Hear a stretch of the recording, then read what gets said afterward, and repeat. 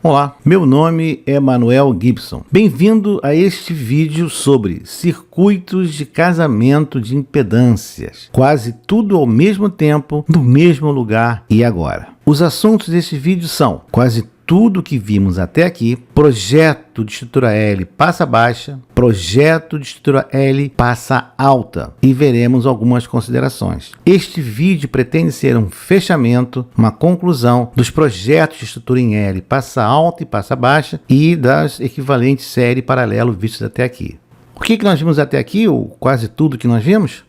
Começamos com a questão de uma fonte, apresenta uma potência máxima disponível e nós estamos agora interessados em transferir o máximo dessa potência para uma carga. Qual a situação que isso acontece? No vídeo anterior, nós vimos como calcular a tensão na carga para o circuito mostrado, a corrente no circuito, a potência na carga, a potência na fonte, como calcular a potência máxima disponível da fonte e como calcular a potência total da fonte. Estamos interessados nesse problema porque em telecomunicações as potências disponíveis são muito baixas, particularmente na recepção, e nós estamos interessados em transferir ou receber o máximo dessa potência. Na transmissão, potência em alta frequência tem custo elevado e é difícil de obter. Então também estamos interessados no máxima transferência de potência transmissor para carga. Vimos algumas equações de análise de projeto, começando pela tensão sob a carga, o valor RMS, ou valor eficaz. É com esse valor que nós vamos trabalhar, um valor senoidal, para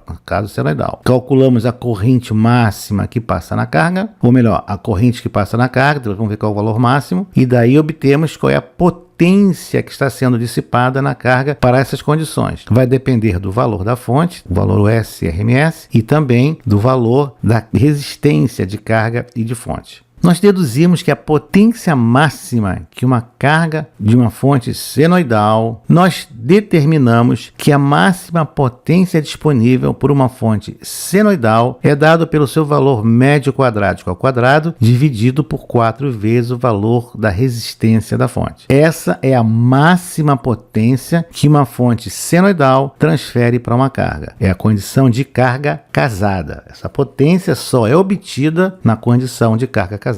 Isso significa que fonte e carga são resistivas e RS ou RL, ou a fonte está vendo a carga equivalente ou complexo conjugado da sua impedância. A potência transferida à carga, em função da resistência de carga, segue a curva mostrada na figura, curva em azul. Existe um valor máximo que é obtido quando RL igual a RS, essa é a potência geral, essa equação PL vai gerar essa curva. Conforme você vai substituindo valores de RL, você vai obtendo a curva. O nosso sonho é a potência máxima que é obtida quando RS igual a RL, ou complexo conjugado. E aí você obtém o SRMS ao quadrado sobre 4 vezes RS. Fonte senoidal. Aí está. Esse é o ponto de máxima potência transferido para a carga. RL igual a RS. Vamos agora definir uma eficiência, ou já definimos eficiência e transferência de potência, como a relação entre a potência aplicada à carga, aqui realmente aplicada, e a máxima disponível, que poderia ser na condição de carga casada. Nosso sonho, uma eficiência de 100%, é claro.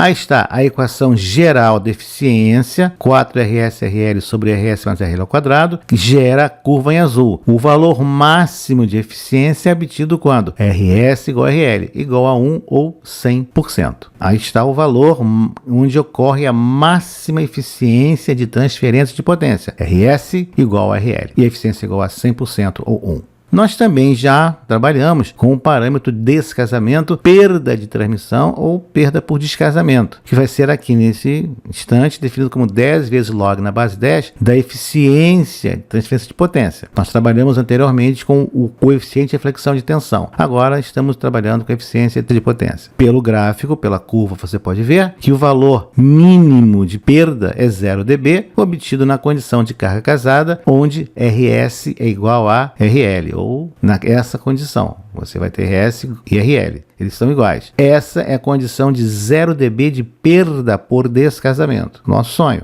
Quando o sistema não está na condição de carga casada, o que nós temos? Primeiro, que a potência transferida à carga não é o máximo que a fonte pode fornecer. Nós estamos jogando potência fora, ou na recepção ou na transmissão, e isso nunca é bom. A eficiência vai ser menor que 100% para a transferência de potência, e a perda por descasamento vai ser inferior a 0 dB.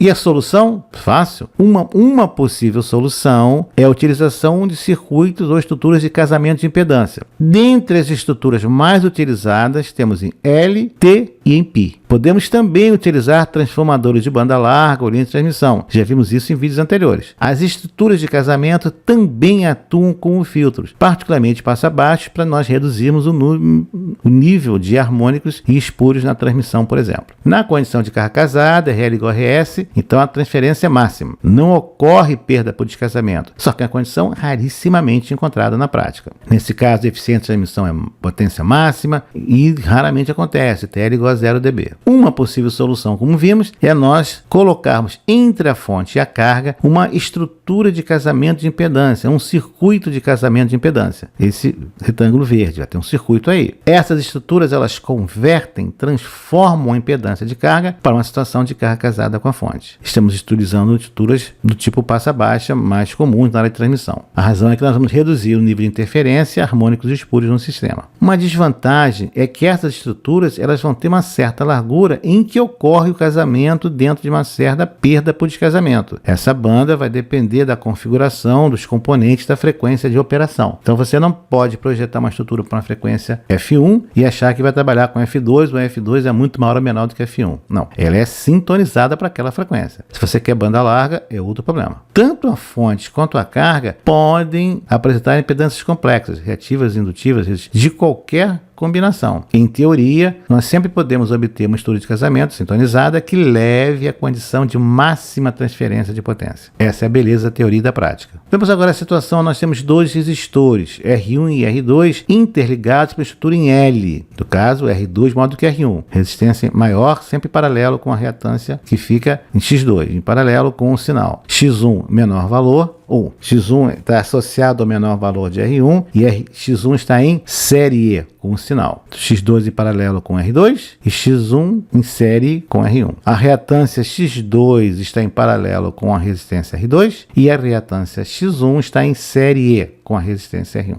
O formato do circuito dá o nome, né? Circuito em L. Para a estrutura de casamento, X1 e X2 devem ter sinais opostos. As reatâncias devem ser opostas. Se uma é capacitiva, outra é indutiva, e vice-versa. Quem é quem depende da resposta de frequência que você quer, passa alta ou passa baixa. Para uma estrutura do tipo passa baixa, o capacitor em paralelo, X2 é um capacitor em paralelo, e X1 um indutor, em série com sinal. Vimos em vídeos anteriores como é que a gente projeta essa estrutura. Para uma estrutura do tipo passa alta, X2 agora é indutor em paralelo e X1 agora é um capacitor em série com sinal. Também já vimos como projetar essa estrutura. A finalidade da estrutura, novamente, é transformar R1 para que R2 veja R2, carga casada. R1 é transformado em R2 e, analogamente, R1 vê R1. É como se tivesse uma fonte com R1 dando sinal para R1 e R2 está vendo R2. R2 é transformado em R1 e R1 transformado em R2. A teoria foi facilmente adaptada e obtida pelo equivalente série paralelo. Nós fizemos inicialmente o projeto dessa maneira. Você encontra aqui no canal diversos vídeos sobre o assunto. A impedância refletida nesses terminais é R2 vê R2, e estamos inicialmente operando com cargas puramente resistivas. Depois a gente vai retirar essa restrição. Aí também tem em R1 vê R1. Falando um projeto L passa baixa, aí nós temos uma topologia passa baixa, tipicamente indutância em série e capacitância em paralelo, tanto caso impedância como tem uma resposta passa baixa. Observe que nesse caso o RS é maior do que RL, e se RS for menor que RL, aí nós temos essa estrutura. Agora C1 está paralelo com RL. Então nós temos duas situações. Nessa situação, a resistência da fonte RS é maior que a carga, RS paralelo com C1. No segundo caso, agora nós temos a resistência de carga maior do que RS.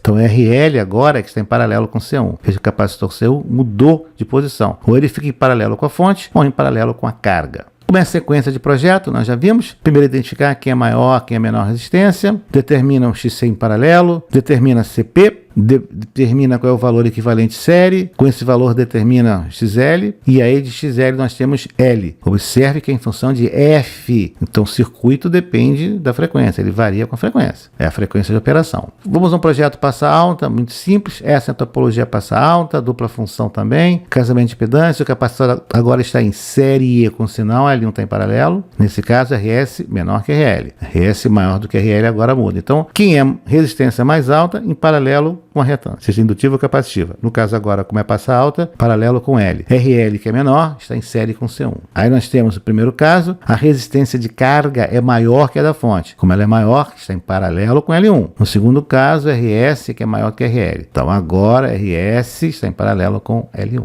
A sequência de projeto passa alta é praticamente idêntica à passa baixa, a sequência. Então nós identificamos quem é R1 e quem é R2, achamos XL paralelo, L, P, depois o valor de X série, calculamos o XE equivalente, esse é o valor de XC série, e aí obtemos o valor de capacitor série. Então nós temos no item 3 o valor de LP paralelo, e no item 6 o valor de C série. F é a frequência de operação. Considerações? As estruturas de casamento, elas buscam reduzir a perda por descasamento entre fonte e carga. Zerar praticamente nunca, quase impossível na prática. Além da função de casamento de impedâncias, essas estruturas também podem ser projetadas na configuração ou passa baixa ou passa alta. Os tipos mais comuns são em L, T e P. Até agora nós vimos L. Veremos mais à frente T e P. A teoria de projeto pode ser obtida pelo equivalente de série paralelo e pelo teorema da máxima transferência de potência. As estruturas de casamento de impedâncias com elementos indutivos e capacitivos são sintonizadas e projetadas para uma frequência de operação.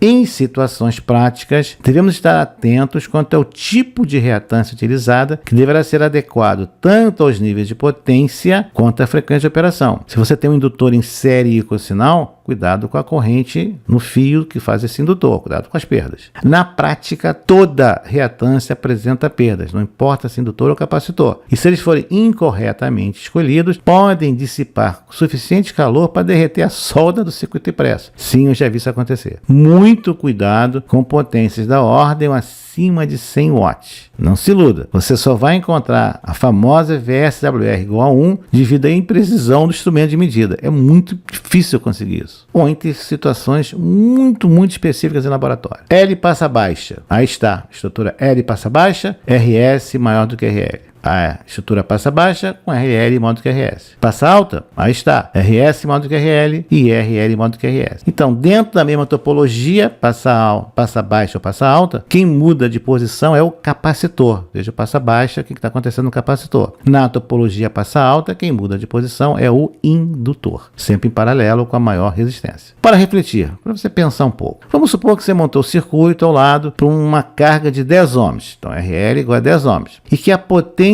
na carga, você mediu, é 100 watts. Então você tem, a fonte está colocando nessa carga de 10 ohms 100 watts. Não importa o valor de tensão, não importa o valor da fonte. Importante que temos uma carga de 10 ohms dissipando 100 watts. Ora, se ela está dissipando 100 watts, a corrente que passa na carga é de 3,16 amperes. E a corrente que passa em RL é a corrente que passa no indutor LS. Então o indutor está sendo percorrido pela mesma corrente da carga, que no nosso caso é 3,16 amperes. Muito bem. Suponha que a resistência do indutor LS seja de apenas 4 ohms. Nossa, o que são 4 ohms? É muito pouco. Sabe o que vai acontecer? Faça a conta. A potência dissipada no indutor é igual ao do ferro de soldar que você fez a montagem. 40 watts. Você está colocando 40 watts em cima desse indutor. É bom que ele tenha boa dissipação térmica e bom que a tua placa seja montada de maneira que a solda não derreta. Aí está o problema de potências mais elevadas. As perdas dos componentes têm que ser vistas com muito cuidado e atenção. Não derreta a sua placa de circuito impresso por a escolha incorreta de componentes. Obrigado por ter assistido a este vídeo. Deixe o seu like, inscreva-se no canal, acione o sino e seja notificado dos novos lançamentos semanais.